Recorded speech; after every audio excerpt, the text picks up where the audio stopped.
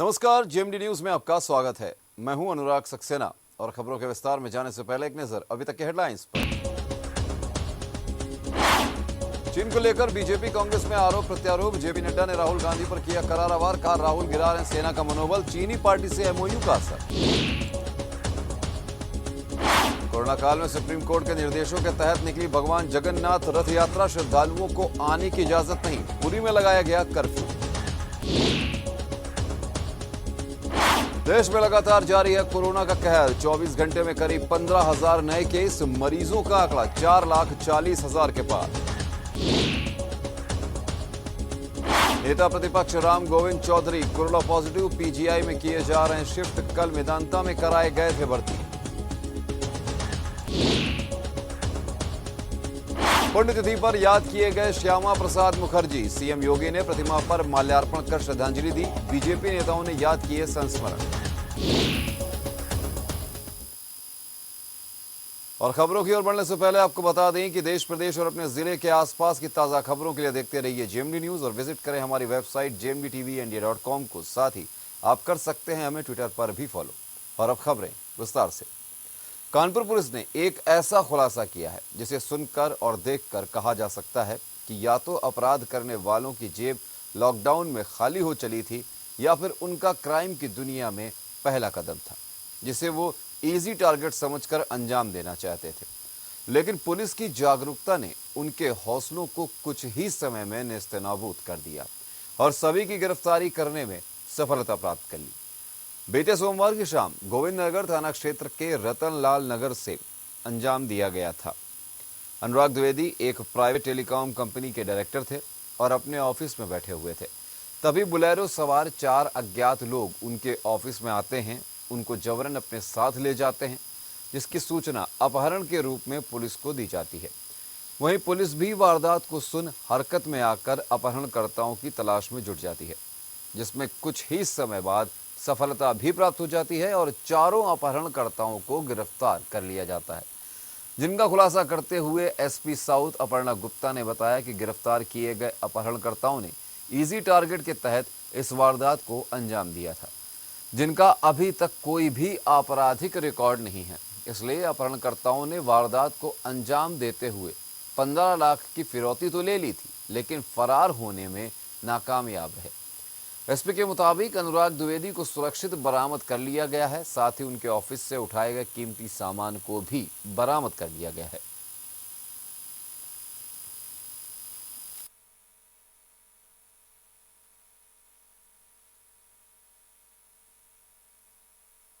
इसके ऊपर तुरंत थाना गोविंद नगर द्वारा एफआईआर पंजीकृत की गई, क्योंकि ये बहुत सेंसिटिव मामला था। बिना देरी करते हुए इसके ऊपर एफआईआर पंजीकृत की गई और जब उससे ज़्यादा हमने बातचीत करी तो उसने कुछ ना कुछ हमें क्लूज दिए, जिसके माध्यम से फिर इसके ऊपर जो है पुलिस की टीम गठित की गई और इसमें प्रभारी निरीक्षक के अलावा 3 उप निरीक्षक और 5 कांस्टेबल्स को शामिल किया गया। सर्वेलेंस की टीम ने अलग से इस पर काम किया। अंतर्राष्ट्रीय हिंदू परिषद के सदस्यों ने बांदा के अशोक लाट चौराहे पर पुतला फूंका। आपको बता दें कि चीन द्वारा गलवान घाटी में धोखा देकर भारतीय सैनिकों पर किए गए हमले के विरोध में पूरा देश आक्रोशित है। इसी क्रम में बांदा में ये रोष देखने को मिला, जहां अंतर्राष्ट्रीय हिंदू परिषद के सदस्यों ने चीनी राष्ट्रपति शी जिनपिंग का पुतला फूंका और सेना का उत्साहवर्धन करते हुए मांग की कि पूरा भारत सेना के साथ खड़ा है।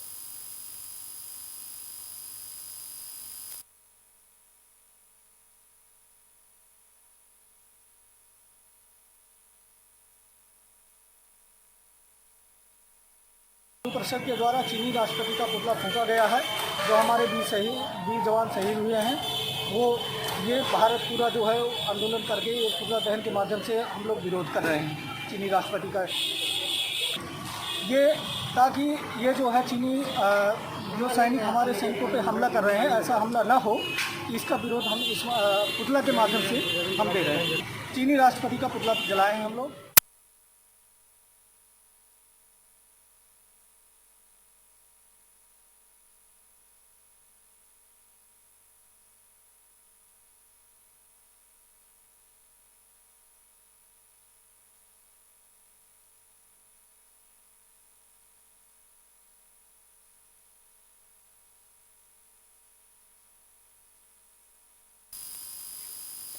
कानपुर देहात पुलिस को उस समय बड़ी कामयाबी हाथ लगी जब लूट की घटना में वांछित 3 बदमाशों को पुलिस ने मुठभेड़ के बाद गिरफ्तार कर लिया।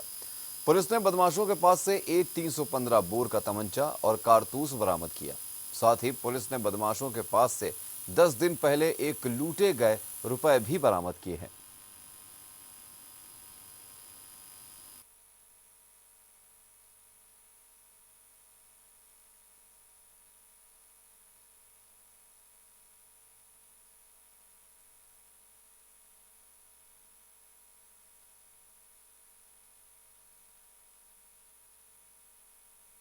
जानते हैं कि मंगलपुर क्षेत्र में 12 तारीख को एक लूट की घटना कारित की गई थी, जिसमें कि एक शराब के ठेके से सेल्समैन और उसके मालिक आ रहे थे और रास्ते में कुछ लोगों ने उनको रोककर उनके साथ डंडे से उनके सर में चोट पहुंचाई और जो उनके पास बैग था जिसमें पैसे थे उसको लूट के भाग गए थे।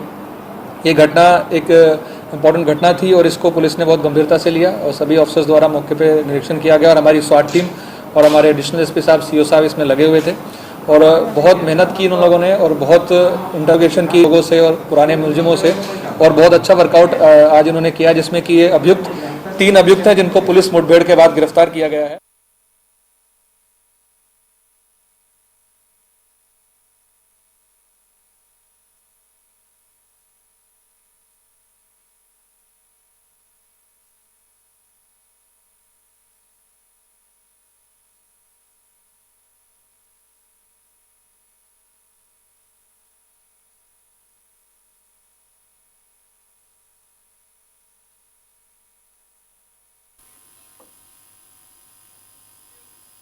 शुक्लागंज के रविदास व इंदिरानगर में विगत 4 वर्षों से कटान का सिलसिला जारी है।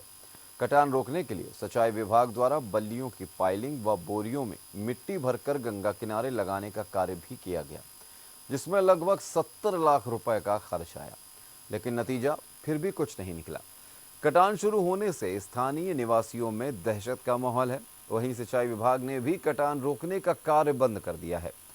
आपको बताते चलें कि जिला प्रशासन और सिंचाई विभाग द्वारा विगत वर्ष बल्लियां व बोरियों में मिट्टी भरकर कटान रोकने का कार्य किया गया था, जिसमें लगभग 70 लाख रुपए का खर्च आया था। बावजूद इसके 2 मकान गंगा की कटान में बह गए थे।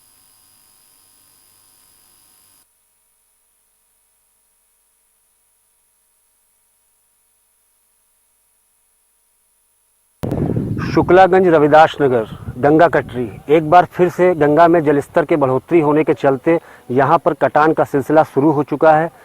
पिछले लगभग 2 या 3 वर्षों में सिंचाई विभाग द्वारा बांस और बल्लियां लगाकर यहाँ पर बोरियों में मिट्टी भरकर यहाँ कटान रोकने का प्रयास किया था, जिसमें लगभग सरकार का 70 लाख रुपए खर्च हुआ है। लेकिन यहाँ पर आप देख सकते हैं कि जो भी रुपए सरकार का खर्च हुआ वो बिल्कुल पानी में बर्बाद है। कटान कहीं पर भी रुकती हुई नहीं दिख रही है। यहाँ पर क्षेत्रीय लोग जो रहते हैं, यहाँ पर सैकड़ों मकान हैं जो लगभग कटान की जद में हैं। लोग परेशान हैं कि अगर कहीं रात में एकदम से कटान बढ़ जाती है तो फिर उनका क्या होगा। हमारे पास यहाँ पर एक क्षेत्रीय निवासी हैं। जी, क्या नाम है आपका? आगे क्या नाम है आपका? मुकेश जी, ये बताइए कि जी कटान जो बराबर चल रही है, कि आप यहाँ पर रहते हैं, जिला प्रशासन द्वारा अभी तक क्या किया गया इसके लिए? अभी तो इस टाइम कुछ नहीं किया गया है, बल्कि जो है कि 4 साल से 3 साल से ये बांस बल्ली बोरियों वाला जो काम है यही निरंतर चल रहा है। ये टेम्परेरी है, सिर्फ एक दिखावटी तौर पे, बाकी जो है मजबूत कोई भी काम ठोस कदम नहीं उठाया जा रहा है। जो बांस बल्लियां या बोरियां लगाई गई थी, क्या उससे कटान में कोई रुकाव हुआ है? कोई रुकावट नहीं हुई है। कभी गंगा की बहुत काफ़ी आगे थी, जो है दिन ब दिन जो है मतलब एक बार में कम से कम 100-200 मीटर कट जाता है एक बार की बाढ़ में। तो काफ़ी घर जो है कुछ लोग पलायन कर चुके हैं। अभी यही ये जो किनारे घर है, अभी ये लोग भी पलायन करने के लिए सोच रहे हैं, क्योंकि कटान जो है निरंतर जारी है। अभी तो थोड़ा पानी है तब ये व्यवस्था है। तो जैसा कि आपने सुना, मुकेश ने बताया कि यहाँ पर लोग कटान के भय के कारण लोग यहाँ से पलायन भी कर रहे हैं। जिला प्रशासन द्वारा इस ओर कोई भी सार्थक कदम नहीं उठाया जा रहा है। Dujendra Mishra, Shuklaganj, GMT news. कोरोना महामारी के बाद रेल प्रशासन की ओर से पहले प्रयागराज और उसके बाद कानपुर सेंटर पर भी बोर्डिंग पास की व्यवस्था शुरू की जाएगी। डायरेक्टर HN उपाध्याय ने बताया कि सोशल डिस्टेंसिंग के मद्देनजर मिनिमम टच की नीति के चलते यह व्यवस्था शुरू की जाएगी। यात्रियों द्वारा पीएनआर नंबर बताने पर मशीन से उन्हें बोर्डिंग पास प्राप्त होगा, जिसको लेकर यात्रा संभव हो सकेगी। टिकट टीटीई द्वारा चेक नहीं किया जाएगा।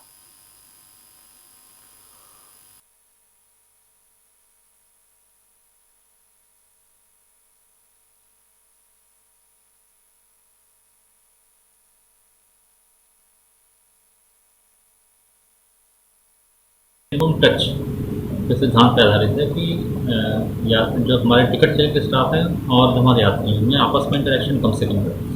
इसको ध्यान में रखते हुए बोर्डिंग पास व्यवस्था की जा रही है, जिसमें मशीन के माध्यम से टिकट मोबाइल में मैसेज आ जाएगा और उनका QR कोड जनरेट होगा। QR कोड के अगेंस्ट जो है यहाँ से बोर्डिंग पास इशू होगा। थर्मल स्कैनिंग के साथ में बोर्डिंग पास भी इशू हो जाएगा, वही एक टिकट का काम करेगा। तो ये प्रयागराज में व्यवस्था लागू हो चुकी है करीब 4-5 दिन पहले से, और आने वाले दिनों में जल्दी ही कानपुर में भी यह व्यवस्था प्रायोगिक तौर पर लागू की जाएगी। बाबा रामदेव ने कोरोना की दवा बनाने का दावा किया है। बाबा रामदेव ने हरिद्वार में कोरोनिल दवा की लॉन्चिंग की। इस मौके पर बाबा रामदेव ने कहा कि दवा के हमने 2 ट्रायल किए थे, पहला क्लिनिकल कंट्रोल स्टडी, दूसरा clinical control trial. Baba Ramdev ने कहा कि दिल्ली से लेकर कई शहरों में हमने क्लिनिकल कंट्रोल स्टडी किया। इसके तहत हमने 280 रोगियों को सम्मिलित किया। क्लिनिकल स्टडी के रिजल्ट में 100% मरीजों की रिकवरी हुई और एक भी मौत नहीं हुई। कोरोना के सभी चरण को हम रोक पाए। दूसरे चरण में क्लिनिकल कंट्रोल ट्रायल किया गया। बाबा रामदेव ने दावा किया है कि 100 लोगों पर क्लिनिकल कंट्रोल ट्रायल की स्टडी की गई। 3 दिन के अंदर 69% रोगी रिकवर हो गए, यानी पॉजिटिव से निगेटिव हो गए। यह इतिहास की सबसे बड़ी घटना है। 7 दिन के अंदर 100% रोगी रिकवर हो गए। हमारी दवाई का 100% रिकवरी रेट है और 0% डेथ रेट। बाबा रामदेव ने कहा कि क्लिनिकल कंट्रोल ट्रायल को लेकर बहुत से अप्रूवल लेने होते हैं। इसके लिए एथिकल अप्रूवल लिया, फिर CTIR का अप्रूवल और रजिस्ट्रेशन कराया गया। भले ही लोग अभी हमसे इस दावे पर प्रश्न करें, हमारे पास हर सवाल का जवाब है। हमने सभी वैज्ञानिक नियमों का पालन किया है।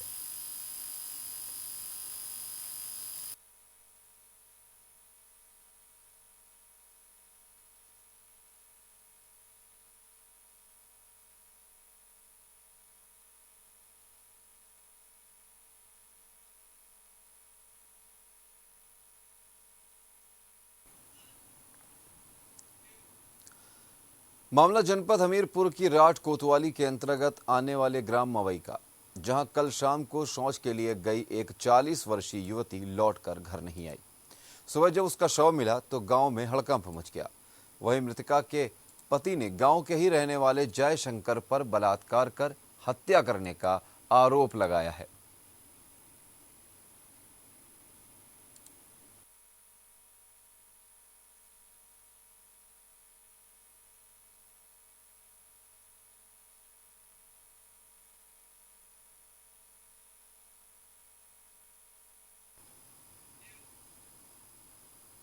और यहां वक्त एक ब्रेक का, बने रहिए GMD न्यूज के साथ।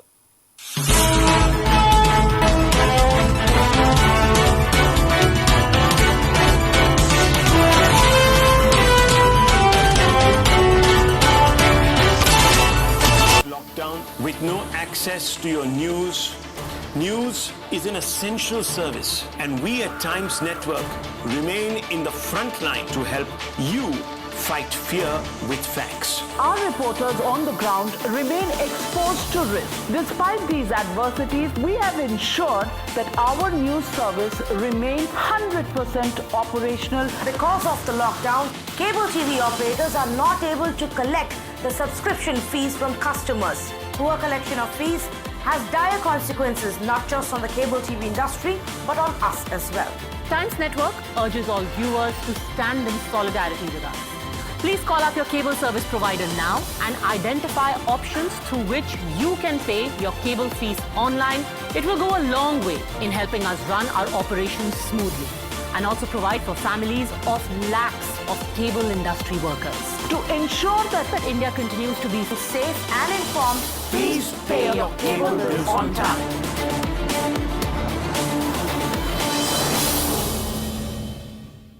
Please pay your cable bills on time.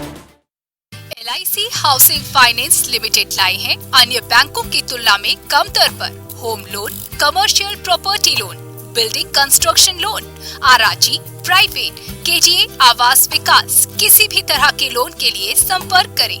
साथ ही साथ कानपुर से भी अन्य जगहों पर लोन के लिए जैसे अकबरपुर, औरैया, इटावा, फर्रुखाबाद, कन्नौज, बांदा, उन्नाव आदि जगहों के लिए भी संपर्क करें। Satyendra Prajapati, LIC housing finance limited, 8433334817 7754834818। जब देश ऐसी विषम परिस्थितियों से गुजर रहा है तो हम सबका फर्ज बनता है कि अपना अपना दायित्व निभाएं। लेकिन कुछ लोग ऐसे हैं जो चुपचाप अपना काम करते हैं पर उनके बारे में किसी को पता तक नहीं चलता।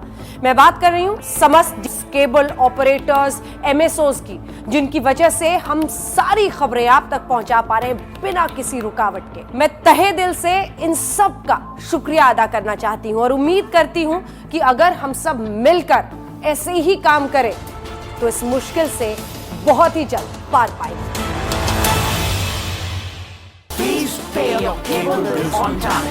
धन्वंतरी सुपर स्पेशलिटी हॉस्पिटल दक्षिण कानपुर का एकमात्र super speciality hospital CGHS, QCI और NABH द्वारा प्रमाणित।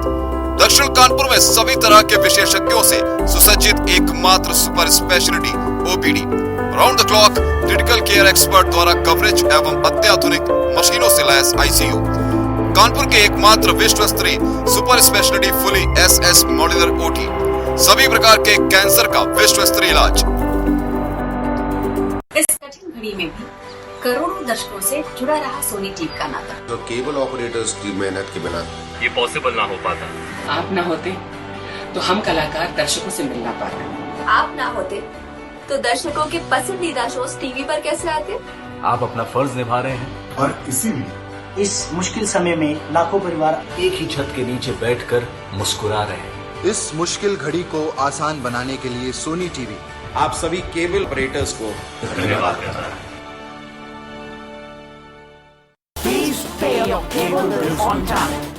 श्रीलगन साड़ीज, कानपुर का जाना माना नाम, जिसके पास है डिजाइनर साड़ियों, ब्राइडल लहंगों व साइड लहंगों का नायाब व विशाल संग्रह जो आपको बना दे दीवाना। श्रीलगन साड़ीज जो हर खुशी के पल में है आपके साथ, इस बार भी दे रहा है आपको ब्राइडल लहंगों व साइड लहंगों पर फ्लैट 30 से 50% का डिस्काउंट। आपकी खुशी हमारा हक है। श्रीलगन साड़ीज, दर्शन पूर्वा व तिलक नगर, कानपुर।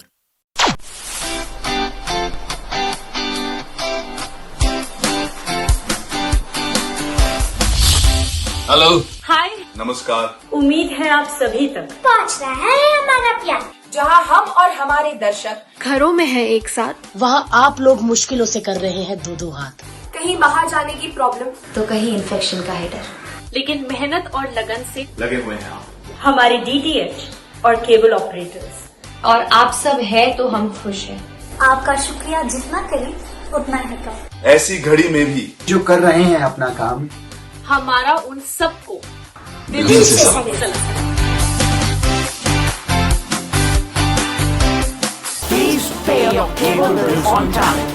क्या माओ को भरी दोपहर में बच्चों का इंतजार करना पड़ता है? क्या पापा लोगों को सर्दी की सुबह में बच्चों के साथ स्कूल बस का इंतजार करना पड़ता है जिससे बच्चे बीमार हो जाते हैं? क्या महीने में 2 से 3 बार आपके बच्चे की बस ट्रैफिक में फंस जाती है या फिर किसी कारण से बस रास्ते में फंस जाती है और आपको कोई अपडेट नहीं होता, न कोई जानकारी होती है? अब इन सभी समस्याओं से आपको छुटकारा दिलाएगा Tracksure, provides you solution. Next to real time tracking के साथ है ट्रैकश्योर। किसी भी एक्स्ट्रा डिवाइस की जरूरत नहीं है। वैन या बस में लेटेस्ट टेक्नोलॉजी गूगल API का इस्तेमाल करते हैं हम। SOS button for emergency calling to transport incharge, traffic alert notification यदि स्कूल बस 5 मिनट भी देरी से आए, स्कूल पहुंचने का और स्कूल से निकलने का नोटिफिकेशन आएगा। ट्रैकश्योर है अब गूगल प्ले स्टोर पर उपलब्ध। आप देख रहे हैं JMD न्यूज।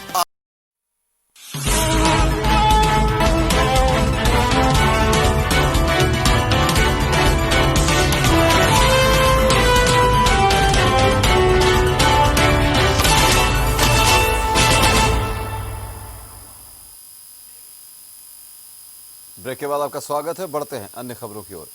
फर्रुखाबाद जिले के मोहम्मदाबाद के पास स्थित है गांव मौधा।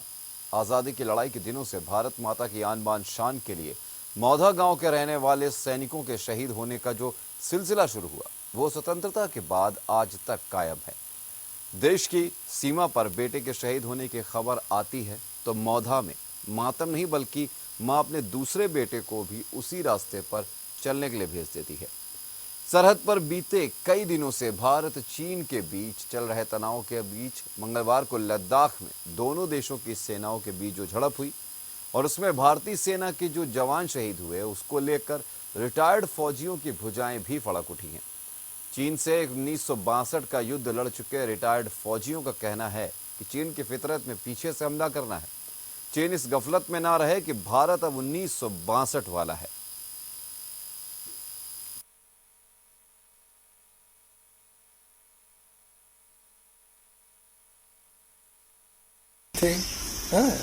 तो इस वजह से ज्यादातर हथियारों की कमी थी, इसी वजह से हार गया इंडिया था उस समय। फर्रुखाबाद जिले के लगभग कितने सैनिक शहीद हुए होंगे 1962 के युद्ध में? उस समय तो हमारा ख्याल 150-200 आदमी शहीद हो गया था और कैप्चर भी हो गया था काफी। उन्होंने कैप्चर भी कर लिया था। अगर आज चीन से युद्ध होता है तो भारत की स्थिति क्या रहेगी? भारत की स्थिति बहुत अच्छी रहेगी। उनको बहुत मतलब नुकसान होगा अगर आज लड़ाई होती है तो। फर्रुखाबाद जिले में तैयार होने वाले जरदोजी के लहंगे, सूट, साड़ी और दुपट्टों की दुनिया में मांग है।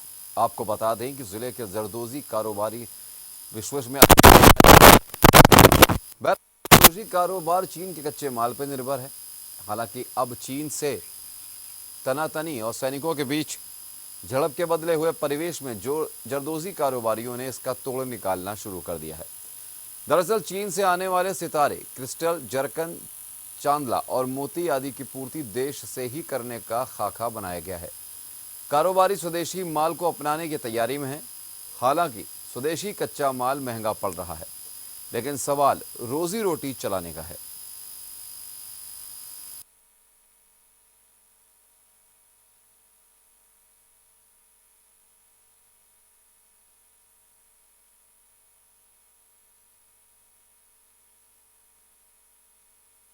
लोगों ने अब कपड़ा तो सूरत का लेना चालू कर दिया है। अब हम चाइना का कपड़ा नहीं इस्तेमाल करते हैं, ठीक है। हम चाइना का बाइकआउट करना चाहते हैं और अब हम चाहते हैं कि गवर्नमेंट जो मटेरियल बनाने वाली कंपनियां हैं, पेडलर मटेरियल बनाने वाली कंपनियां हैं, वो अब जरदोजी में जो मटेरियल यूज़ होता है जैसे कि स्टोन या गसब या ये चीज़ें, तो ये सब जो है अब हमारे इंडिया में बने ताकि हम चाइना का खुलकर बहिष्कार कर सकें, उसका विरोध कर सकें और उसके प्रोडक्ट्स हम अपने जरदोजी के काम में बिल्कुल भी इस्तेमाल ना करें। और हम चाहते हैं कि हम अपना सारा का सारा भारत का मटेरियल, भारत की बनी हुई चीज़ों से ही अपने लहंगे तैयार करें और अपने लोगों को और अपने समाज में और बाहर एक्सपोर्ट इसको करें।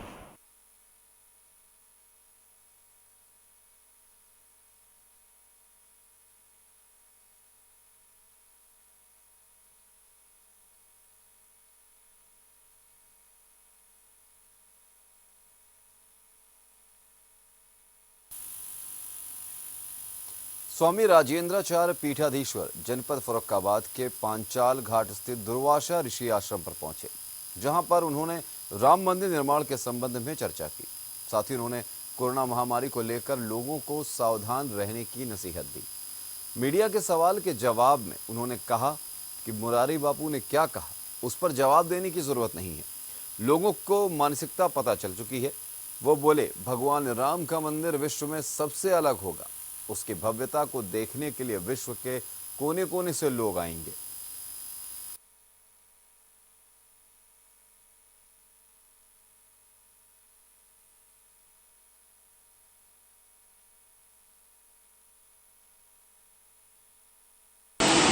भगवान श्री राम का ऐसा भव्य मंदिर चाहता है कि संपूर्ण विश्व में वह अप्रतिम हो, उसके तुलना में दूसरा कोई मंदिर पूरे संसार में कहीं नहीं। ऐसा मंदिर बनना चाहिए। किस तरीके के लोगों को श्रमदान करना चाहिए मंदिर के लिए? मंदिर के निर्माण में किस तरीके का श्रमदान लोगों को करना चाहिए? भगवान ने जिसको जैसी योग्यता दी। देश में कोरोना के मामले 4,40,000 को पार कर चुके हैं। स्वास्थ्य मंत्रालय की ओर से मंगलवार सुबह जारी अपडेट के मुताबिक देश में कुल कोरोना मरीजों की संख्या 4,40,215 है। इसमें 14,011 लोगों की मौत हो चुकी है, तो वहीं 2,48,000 से अधिक लोग ठीक हो चुके हैं। फिलहाल एक्टिव केसों की संख्या 1,78,014 है। आपको बता दें कि पूरे देश में पिछले 24 घंटे के अंदर कोरोना के 14,933 नए केस सामने आए हैं और 312 लोगों की मौत हुई है। जैसा कि मालूम है कि कोरोना से सबसे अधिक महाराष्ट्र प्रभावित है, जहां कुल मरीजों की संख्या 1,35,796 है, जिसमें 6,283 लोगों की मौत हो चुकी है। अभी तक 67,000 से अधिक लोग ठीक हुए हैं, जबकि 61,000 से अधिक एक्टिव केस हैं। कमोवेश दिल्ली, गुजरात और तमिलनाडु जैसे कुछ प्रदेशों का हाल भी ऐसा ही है।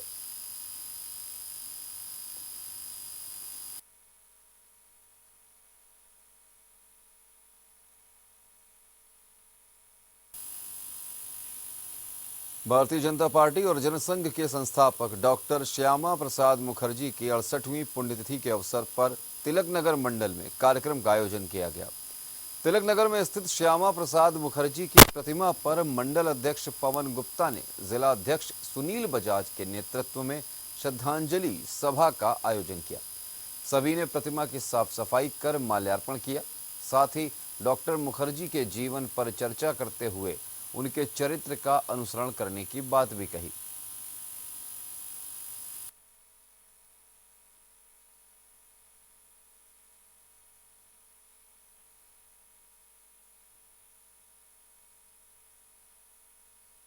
हमारे भारतीय जनता पार्टी जनसंघ के संस्थापक श्यामा प्रसाद मुखर्जी जी की प्रतिमा है हमारे तिलकनगर मंडल में।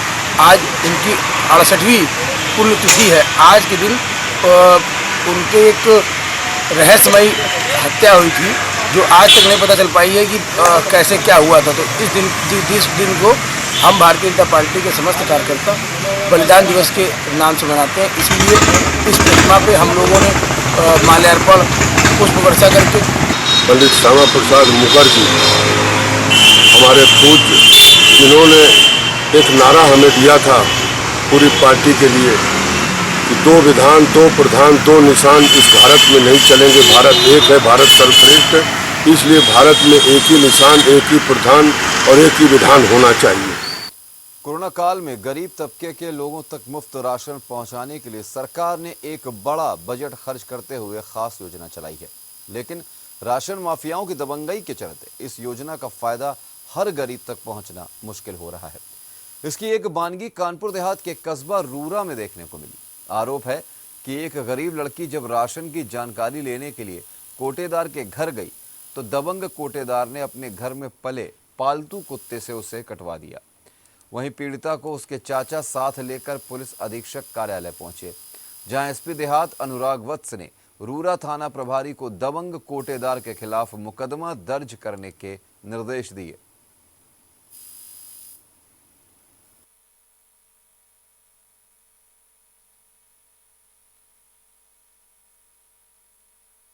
अभी कुछ देर पहले जो है पुलिस कार्यालय में आई थी और जैसे ये संबंधित अधिकारियों के सामने पेश हुई, इसमें तत्काल अभियोग पंजीकृत करने का आदेश दे दिए गए हैं और इसमें तत्काल अभियोग पंजीकृत किया जा रहा है और जो विधिक कार्रवाई है वो की जाएगी।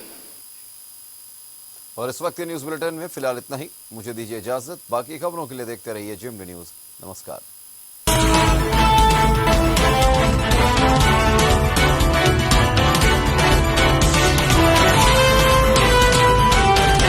नवासी का शाही अंदाज, खिदमत रेस्टोरेंट, कवर्ड एंड